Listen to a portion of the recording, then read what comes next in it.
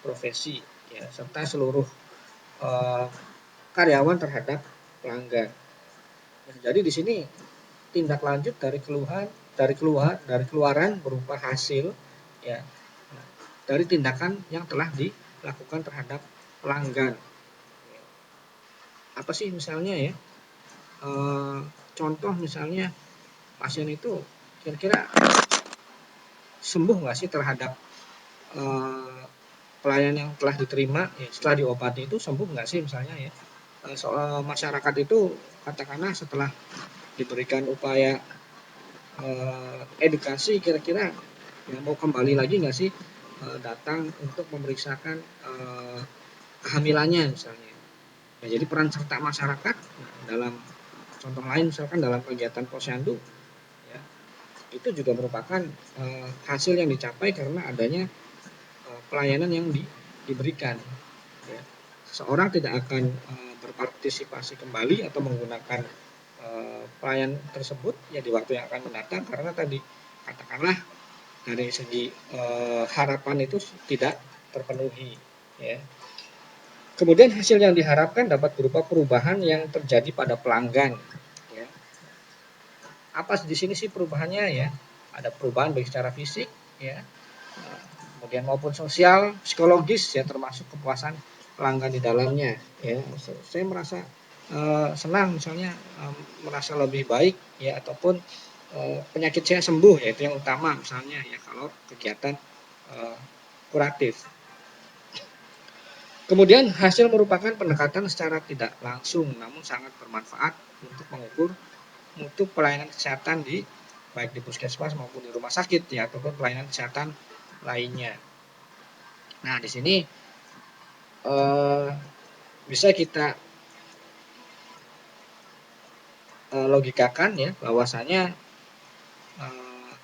jika masukan yang tersedia yang ada gitu kan ya tadi sarana fasilitas SDM ya itu dipenuhi sesuai dengan rencana ya aspek input tadi ya penuhi sesuai dengan standar misalnya ya maka proses akan bisa terlaksana ya, jadi suatu kegiatan ya, suatu rencana apabila segala sesuatunya telah disiapkan dengan matang dengan baik ya sesuai dengan kebutuhan maka proses akan bisa dilaksanakan ya.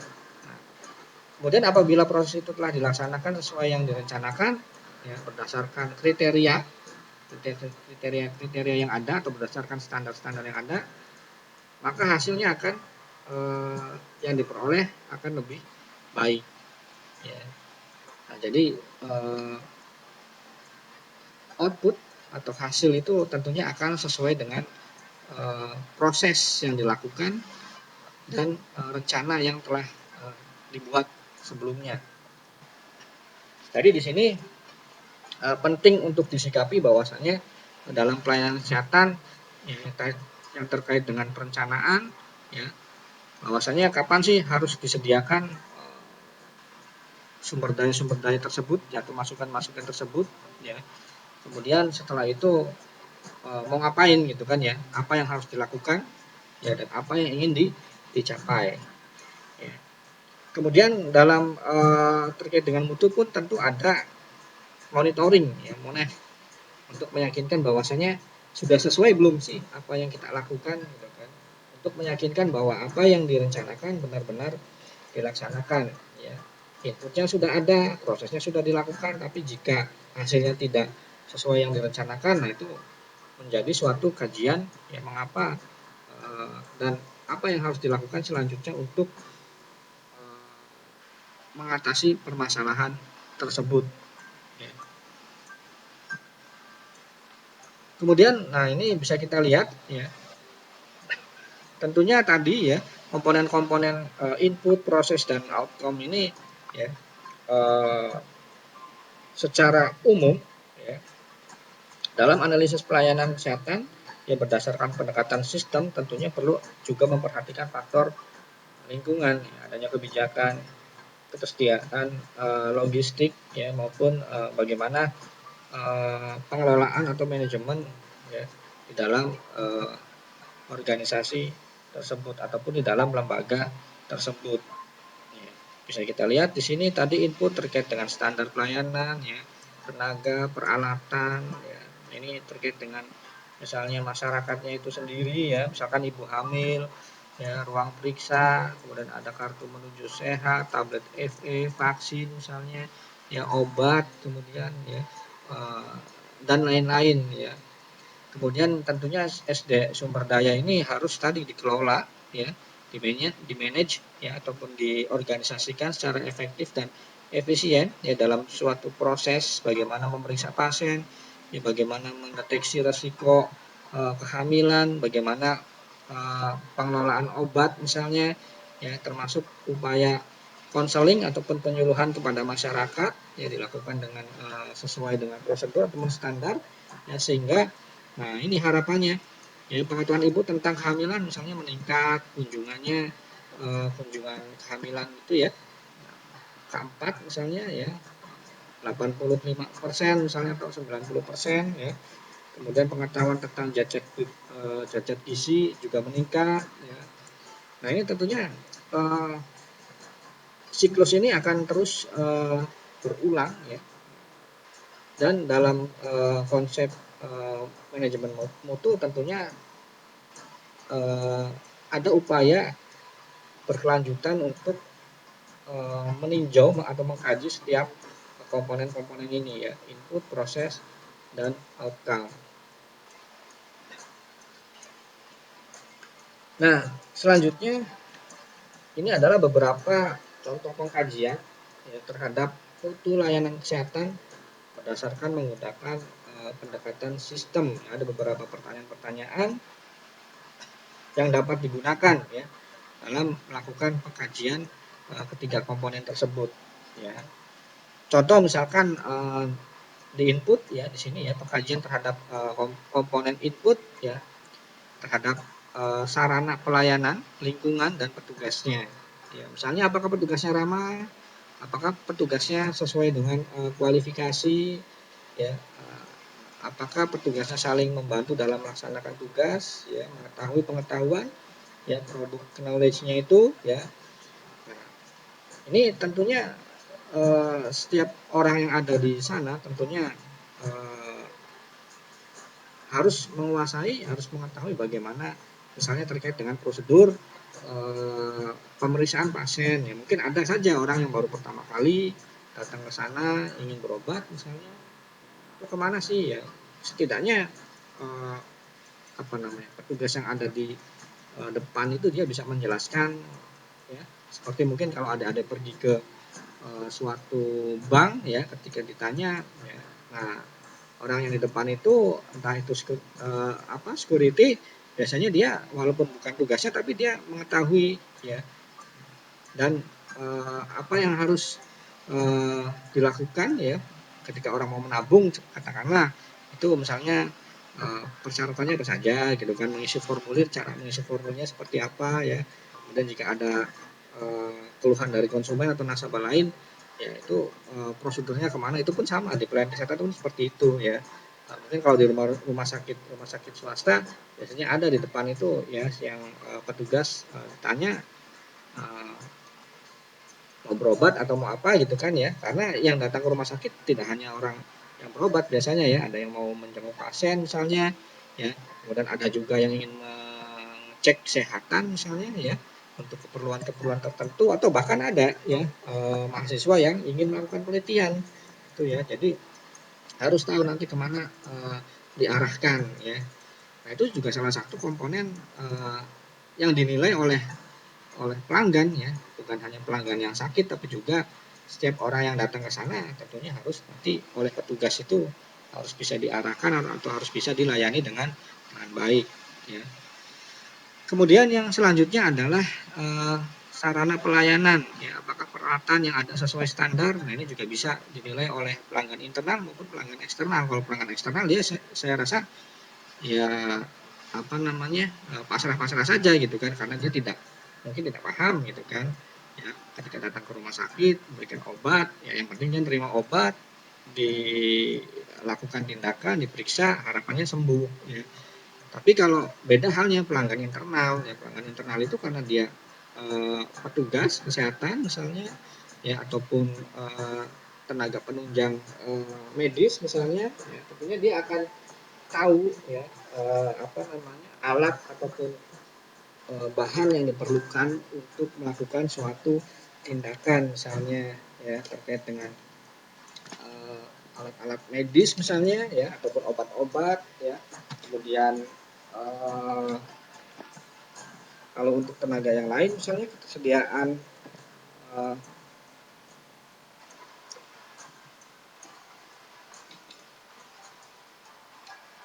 peralatan misalnya ya nah itu tentunya apakah dapat berfungsi dengan baik ya apakah sesuai dengan spesifikasi apa namanya teknis ya nah itu juga yang tahu pelanggan internal ya. Kemudian tadi terkait dengan obat dan vaksin juga apakah sudah cukup ya. Kemudian yang kedua lingkungan pelayanan. Nah ini apakah tempat pelayanannya bersih atau nyaman. Kalau ini biasanya pelanggan eksternal atau pelanggan internal pun bisa menilai ya. Nah, kemudian apakah tersedia ruang tunggu yang memadai misalnya ya, yang nyaman tentunya ya kamar kecil ada misalnya. Adakah media untuk penyuluhan misalnya ya tenaga promosi kesehatan misalnya ya, di rumah sakit. Nah, kira-kira ada nggak tenaga promosi kesehatan? Ya, ataupun kalau di puskesmas ada kegiatan dalam gedung ya. Nah, itu juga misalnya dia ingin melakukan upaya edukasi ke masyarakat ya dalam kegiatan dalam gedung misalkan di sela-sela waktu tunggu pasien itu tenaga promosi kesehatan itu biasanya suka memberikan uh, edukasi ya ke masyarakat ya. Tapi kalau misalnya medianya tidak mendukung misalnya ya mungkin bisa secara sederhana ya dengan narasi dengan apa namanya ya berceramah ya seperti tatap muka di kelas mungkin kalau kita sering lakukan ya nah, tapi ya tadi pemahaman yang diterima oleh masyarakat mungkin uh, kurang yang dibandingkan apabila menggunakan misalnya media audio visual. Nah itu ya terkait dengan beberapa pengkajian mutu pelayanan kesehatan dengan pendekatan sistem di uh, komponen input. Ya ini sebetulnya hanya beberapa contoh saja ya nanti bisa dikembangkan pada aspek-aspek lain ya terkait dengan uh, kriteria inputnya. Kemudian terhadap proses ya. Nah ini ya proses itu siapa sih ya pelanggan internal atau pelanggan eksternal?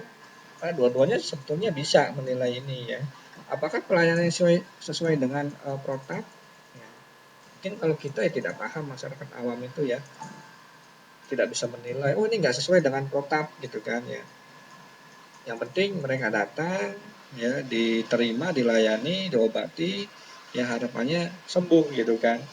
Tapi kalau yang datang itu ataupun yang menilai itu misalkan pelanggan internal, dia tahu protapnya seperti apa gitu ya, ataupun eh, bagaimana penilaian pelanggan internal terhadap eh, aktivitas manajerial di pelayanan kesehatan misalnya ya untuk katakanlah seorang petugas kesehatan yang ingin eh, izin misalnya ya atau cuti misalnya ya ataupun tukeran shift mungkin ya kalau perawat itu ya. Nah, ini juga tentunya harus ada protap ya. Seorang tenaga promosi kesehatan yang ingin menyelenggarakan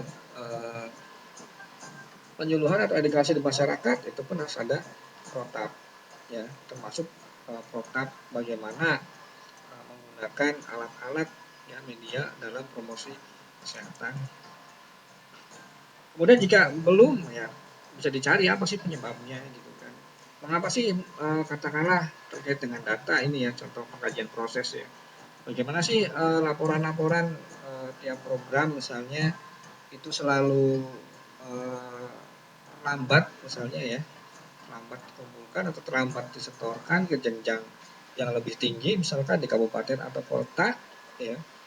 Nah ini juga harus dicari ya apakah memang petugas tersebut sudah memahami bagaimana prosedur ya, ataupun justru prosedurnya nggak ada ya. Jadi itu dilakukan berdasarkan aspek apa namanya, kebiasaan ya, ataupun ini sudah biasa dilakukannya seperti ini gitu kan, padahal mungkin protapnya ada tapi tidak dilakukan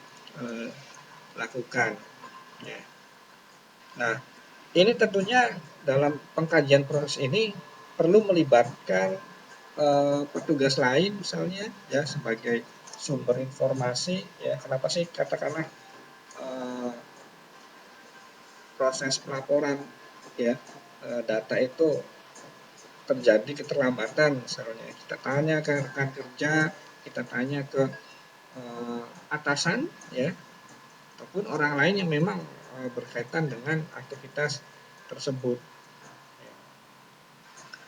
Kemudian apakah ada catatan contoh misalnya ya, terkait dengan kegiatan pelayanan kesehatan, adakah catatan pada kartu kunjungan klinik ya, itu sudah sesuai dengan daftar tilik ataupun standar pelayanan.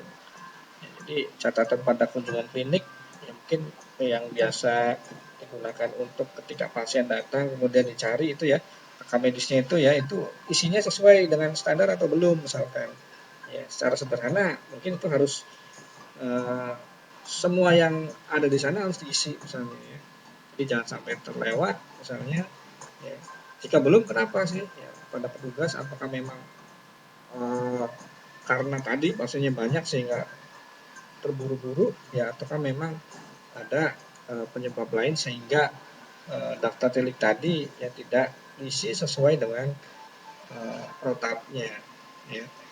Nah, untuk mengisi misalnya formulir PISPK katakanlah ya, untuk pendataan keluarga sehat, ya itu pun ada bagaimana cara pengisian instrumen itu gitu kan ya, ada prosedurnya gitu kan ya, dari setiap lembarnya apa yang harus diisi, mungkin ada kode-kode tertentu ya yang harus diinputkan ya, dan itu ada artinya. Nah, itu juga tentunya harus ketahui ya, harus dipahami, sehingga apa, sehingga jangan sampai setiap orang membuat kode-kode sendiri sehingga nanti ketika mau dikompilasi, mau dianalisis lebih lanjut, nah itu terjadi kesulitan karena adanya perbedaan input tadi ya, ketika mengisi instrumen tadi misalnya ya.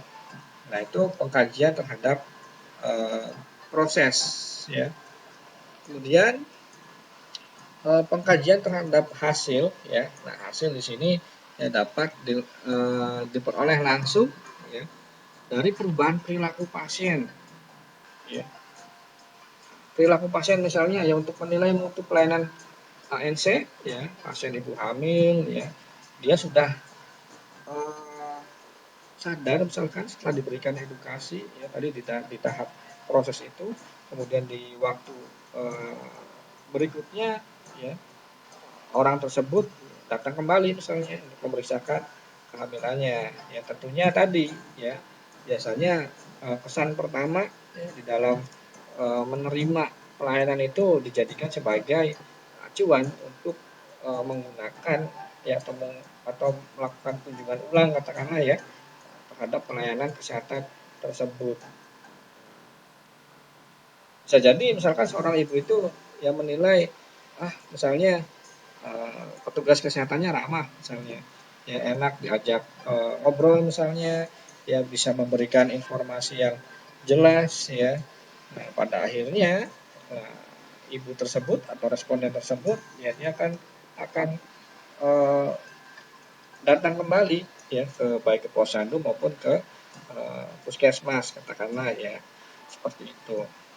Padahal ada tujuan akhirnya adalah tadi, ketika ibu datang kemudian diperiksa kehamilannya secara rutin ya, sesuai dengan waktunya, harapannya dapat menekan atau menurunkan angka kejadian berat badan lahir rendah ya, atau menurunkan angka kematian ibu ataupun bayi misalnya, seperti itu.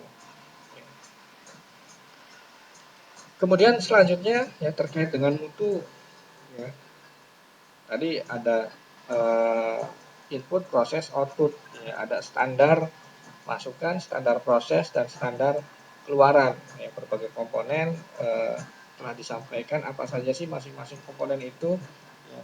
Nah, tentunya untuk menjamin bahwasannya standar tersebut harus terpenuhi, ya, proses itu harus dilakukan sesuai dengan standar, ya, harus ada yang namanya penjamin mutu, ya, penjamin mutu internal biasanya, ya, ataupun penjamin mutu eksternal, ya. Kalau di pelayanan kesehatan ya ada penjamin mutu internal pelayanan kesehatan, ya, ataupun penjamin mutu eksternal pelayanan kesehatan. Kenapa sih mesti ada penjamin mutu di sini, ya? Nah, tentunya Adik-adik mungkin sudah pada tahu, ya, karena tadi tuntutan dari pelanggan yang semakin meningkat, ya, karena faktor sosiodemografis yang katakanlah tingkat pendidikan semakin sudah mulai baik misalnya, ya, ada tuntutan pelanggan, adanya tuntutan dari perundang-undangan harus dapat memberikan pelayanan kesehatan yang berkualitas, ya, adanya kemajuan ilmu pengetahuan dan teknologi, ya, nah, serta tadi globalisasi persaingan, ya. Ya, mungkin ke depan bisa jadi, ya, ada pelayanan kesehatan swasta, ya, saat ini pun banyak, ya, pelayanan kesehatan swasta yang didirikan oleh suatu yayasan ataupun lembaga, ya, yang kalau dibandingkan, ya, berupaya untuk memberikan pelayanan kesehatan yang sebaik mungkin, gitu kan, yang berkualitas, ya. Nah, maka tentunya, ya, pelayanan kesehatan yang ada di Indonesia pun harus dijamin mutunya, ya, oleh siapa? Oleh tadi Badan Penjamin Mutu Pelayanan Kesehatan. Nah, di sini, ya, penjamin mutu pelayanan kesehatan adalah, ya, kalau kita definisikan, ya, apa sih, ya? Nah, di sini sebagai suatu keseluruhan ataupun upaya, ya, dan kegiatan yang bertujuan untuk memberikan pelayanan kesehatan dengan mutu yang sebaik-baiknya. Mutu yang sebaik-baiknya yaitu pelayanan kesehatan sesuai dengan standar yang telah ditentukan. Kemudian secara operasional, ya, penjamin mutu ini dapat juga didefinisikan bahwasanya suatu tindakan ataupun upaya yang sistematis, berkesinambungan, ya, dalam memantau, ya, mengukur, serta tindakan koreksi dalam rangka pencapaian untuk pelayanan kesehatan yang sesuai dengan standar, ya. Nah, kalau melihat definisi ini, ya, jadi upaya penjamin mutu itu tidak hanya sudah memenuhi inputnya, ya, sudah sesuai prosesnya, ya, hasilnya pun tentunya tadi akan mengikuti input dan proses, kemudian berhenti tidak, ya, tapi tadi terus dilakukan berkesinambungan, ya, dipantau, diukur setiap saat, dikoreksi, ya, kemudian bagaimana hasil yang didapatkan itu, ya, sesuai atau tidak, ya, ada perbaikan yang berkesinambungan, ya, jadi tidak hanya berhenti ketika sudah terpenuhi aspek inputnya, sudah terpenuhi aspek prosesnya, maka itu sudah jaminan bahwasanya mutu itu sudah bisa memenuhi kebutuhan konsumen ataupun pasien, ya, tidak seperti itu, ya, tentunya, ya. Kemudian pemantauan yang objektif di sini tentunya memerlukan sistem informasi yang baik, ya, dilakukan secara rutin, sistematis, ya, di dalam pelaksanaannya. Pemantauan dilakukan ataupun dilaksanakan pengumpulan dan pengolahan data, ya, ini yang sering ada dilakukan misalnya, ya, tentang proses dan hasil pelayanan kesehatan, kemudian dikaji masalahnya apa, dianalisis, ya, sesuai untuk mengetahui apa sih yang terjadi terkait dengan mutu yang sesungguhnya, ya. Kemudian pemantauan dapat dilakukan dengan cara, bagaimana cara memantaunya, ya, sesuai tidak sih inputnya sudah sesuai standar misalnya, outputnya prosesnya dalam pelaksanaannya, ya, sesuai standar atau tidak misalnya, ada observasi langsung, ya, terhadap proses yang sedang dilakukan, yang mengobservasi catatan medik yang ada atau menggunakan laporan-laporan keluhan dari pelanggan, ya, itu upaya untuk tadi menggali, ya, bagaimana seorang apa namanya konselor ya ataupun seorang pasien yang konseling di situ ya. Bagaimana sih prosedurnya misalnya ya, dari mulai menggali informasi ya. Nah, itu juga tentunya harus dilihat ya. Nah, ataupun tadi bisa dari laporan-laporan keluhan pelanggan sampai kotak saran misalnya ya, sering kita lihat itu ya.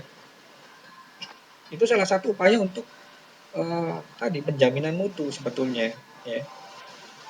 Kemudian dalam mengukur mutu atau menilai mutu pelayanan kesehatan perlu dilakukan analisis penyebab masalah.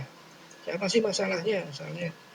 Ya, kok tenaga kesehatannya jarang senyum misalnya, ya, ataupun pendaftarannya lama mengantrinya misalnya. Ya, ini tentunya juga harus ditinjau ya, kenapa bisa terjadi ya? Apakah karena beban tugas ataupun beban kerja yang berlebih misalnya sehingga tekanan stres ya.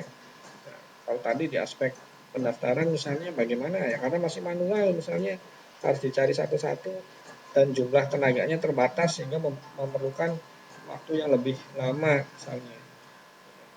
Nah, ini tentunya tidak terlepas dari tadi aspek sikap dan perilaku daripada pelanggan internal maupun pelanggan eksternal. Ya.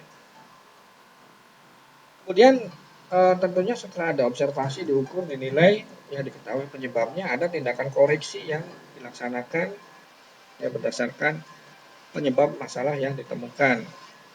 Ya, nah ini penyebab masalah tentunya bervariasi ya. Bisa jadi di aspek pengetahuan, sikap ataupun perilaku petugas ya, ataupun provider, nah, ataupun kelemahan dari sistem yang dianut. Nah, itu harus diketahui lebih lanjut ya. Kemudian tindakan koreksi ya, yang dilakukan harus ditindaklanjuti. Jadi jangan sampai setelah diketahui sudah gitu kan. Oh, masalahnya ternyata tadi misalnya ya beban kerja yang berlebih misalnya ya, atau peralatan yang masih manual, tapi tidak ada tindak lanjut ya dengan mengadakan eh, apa namanya upaya tindak lanjut untuk mengatasi masalah tersebut. Ya kalau tidak ya itu hanya berulang tahun ya, ulang-ulang seperti itu ya, masalahnya akan ditemukan masalah yang sama di tahun yang berbeda misalnya. Ya, tapi tidak mencoba untuk diselesaikan. Kemudian secara umum pengukuran mutu ya pelayanan kesehatan menyangkut di sini ada dua, ada mutu teknis ya, ada mutu terkait dengan mutu seni ya. Pasti mutu teknis dan mutu seni ini ya. Mutu teknis di sini terkait dengan pelayanan kesehatan ya. Apakah sesuai dengan prosedur dengan standar yang ada secara teknis ya. Kuantitas, kualitas, alat, berarti spesifikasi, bahan, ya fungsinya, misalnya ya jumlahnya, ya kemudian untuk tenaga administrasi mungkin perangkat keras yang digunakan, perangkat lunak yang digunakan, ya kemudian kualifikasi operatornya misalnya, ya, itu seperti itu ya. Kemudian dari mutu seni pelayanan kesehatan, ya nah ini yang sangat sulit sikap dan tingkah laku daripada pemberi pelayanan kesehatan dalam memberikan layanan kesehatan.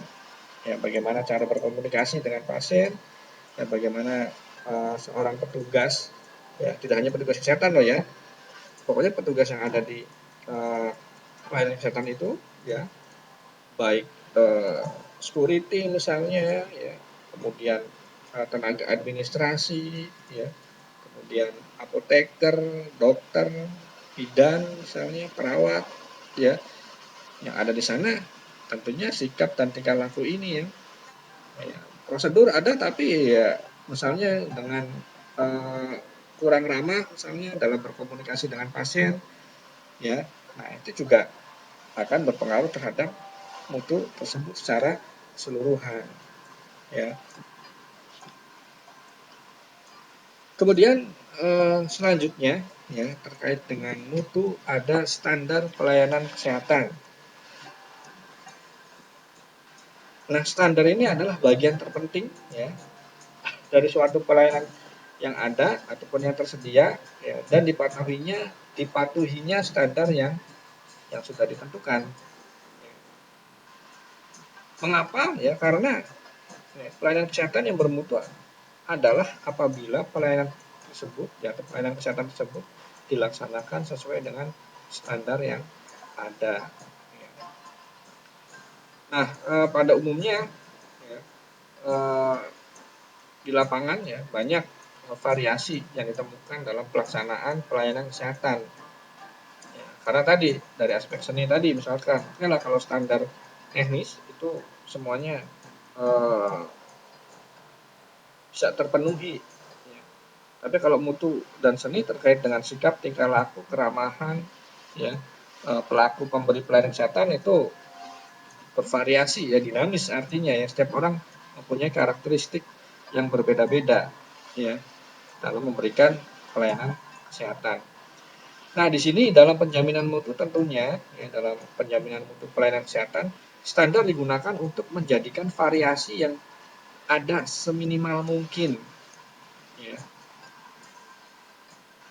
Kalau bisa termasuk cara berbicara misalnya ya, dari segi seni mutu pelayanan itu ya, dari mulai memperkenalkan diri misalnya, ada yang bisa saya bantu misalnya ya, seperti adik-adik misalkan di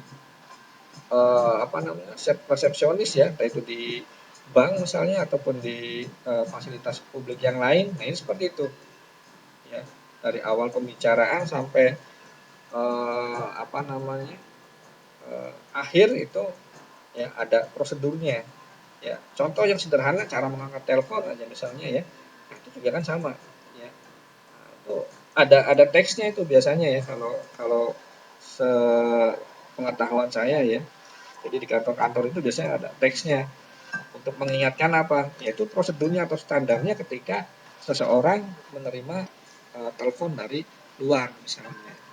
Ya, bahkan bunyi teleponnya pun deringnya itu kadang berbeda ya, kalau ada panggilan masuk dari luar, katakanlah kalau dari luar kantor itu deringnya berbeda dengan dering yang ketika ada panggilan yang masuk dari uh, bagian internal ya, jadi masih masih dalam satu lembaga misalnya. Nah, itu untuk menunjukkan bahwasanya ya ada prosedur yang harus dilakukan ya. Nah, itu kemudian ada variasi ya, adanya upaya untuk meminimalisir variasi yang ada ya. Nah, ini standar harus tertulis ya dengan jelas dan dapat dipahami oleh setiap orang, oleh setiap petugas.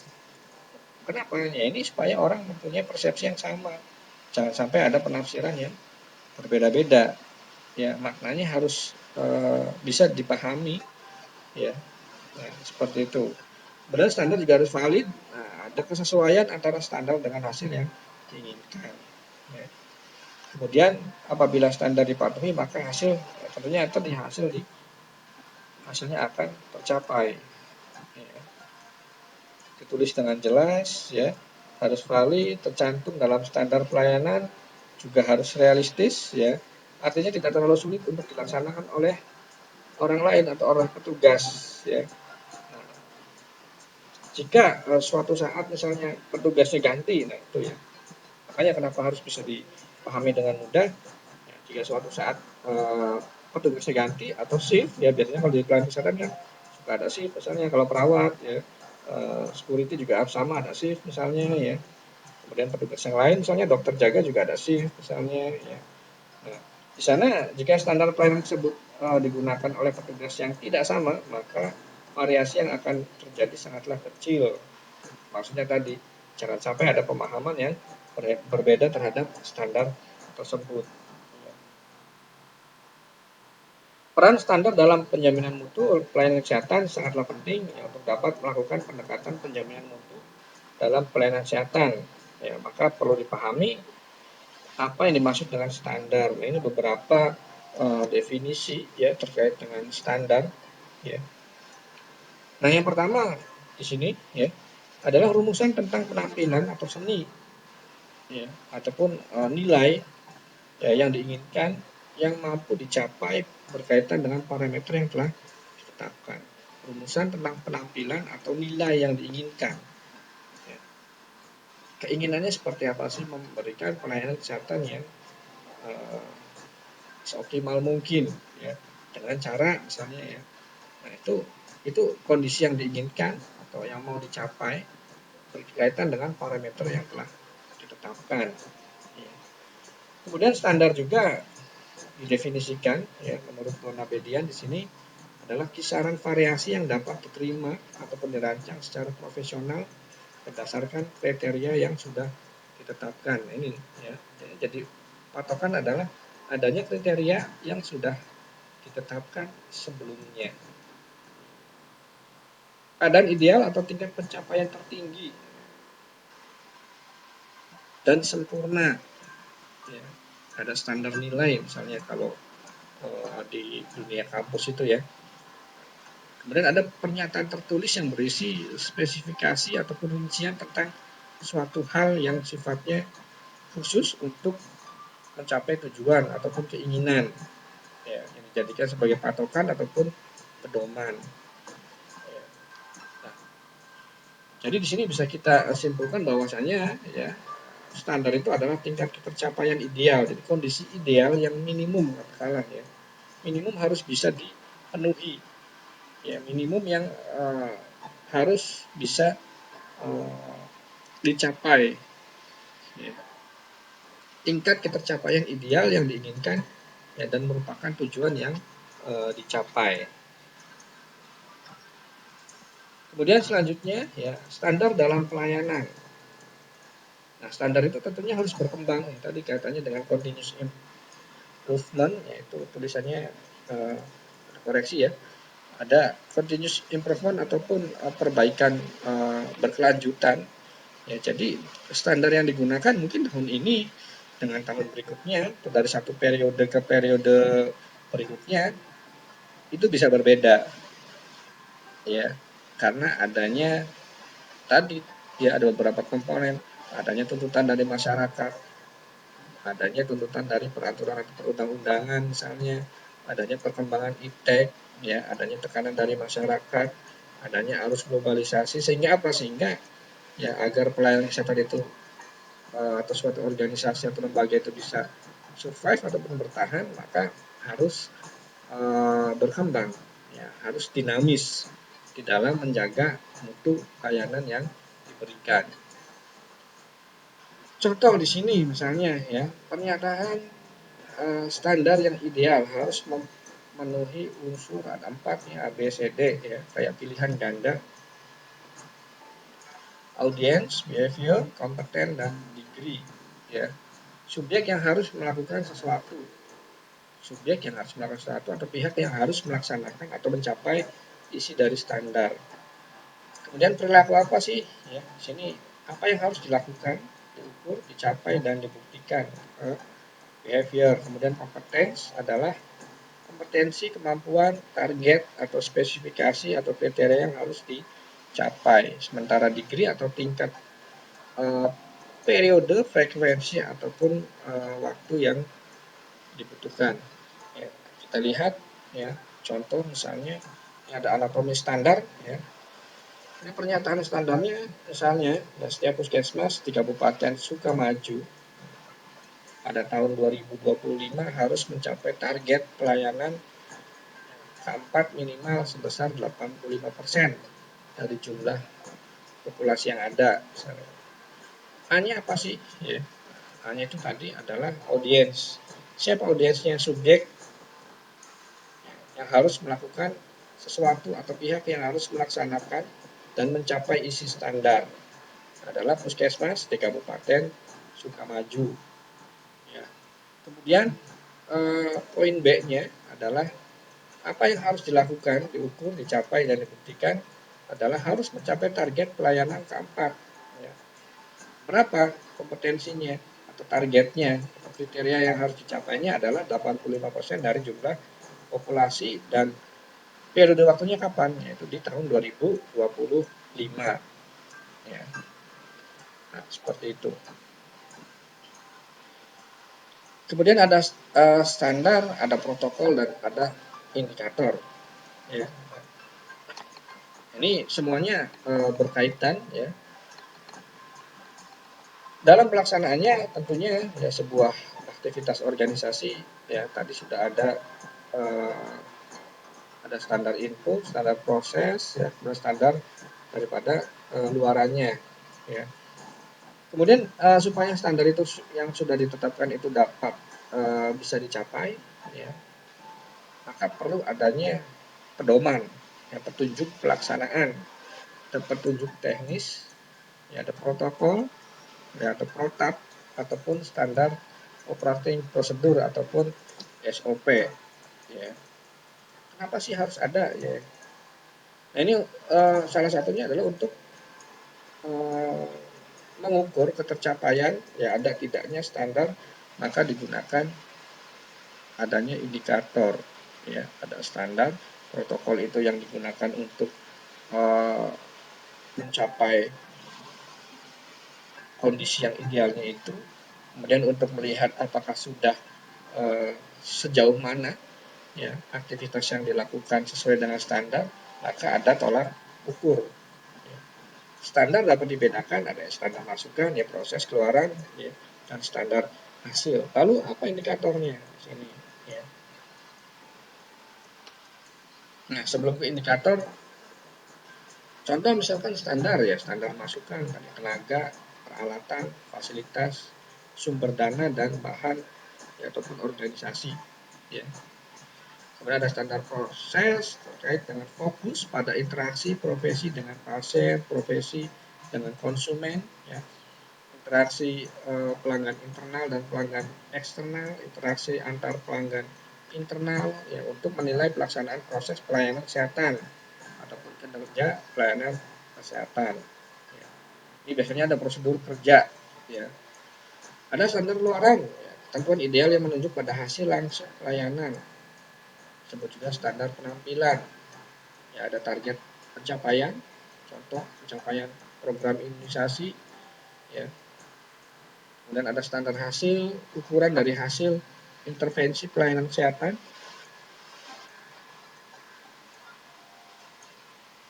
Kemudian standar hasil biasanya ditentukan oleh pihak ketiga, ya, oleh tingkat kepuasan pasien di puskesmas misalnya, ataupun orang pihak eksternal, ya, yang menilai bagaimana performa daripada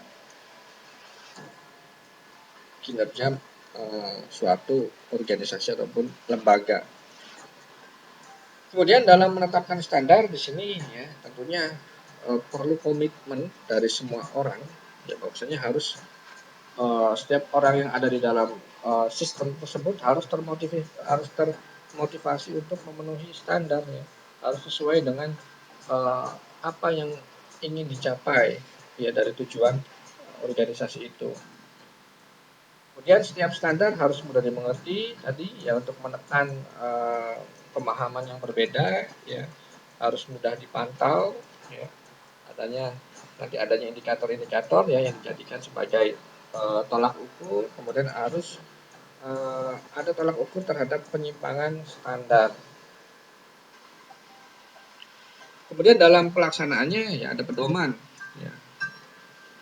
Dalam pedoman pelaksanaan standar penjaminan mutu perlu adanya upaya-upaya peninjauan kembali, ya.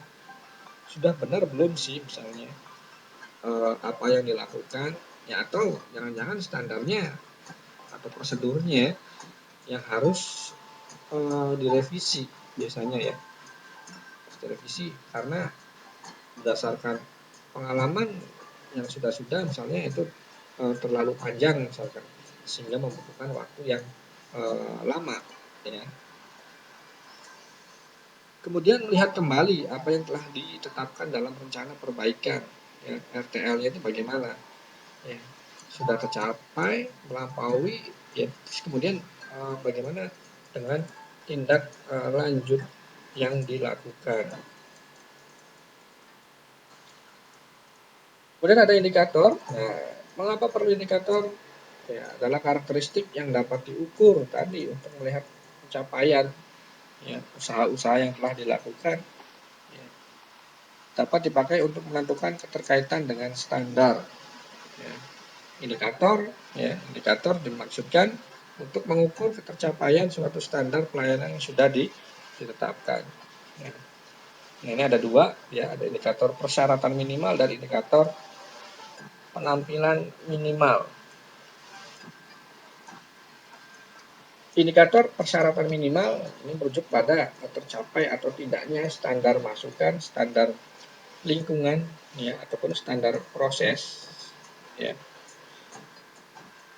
tercapai atau tidak sih ya, terhadap ketiga masukan ya, kemudian lingkungan dan standar proses.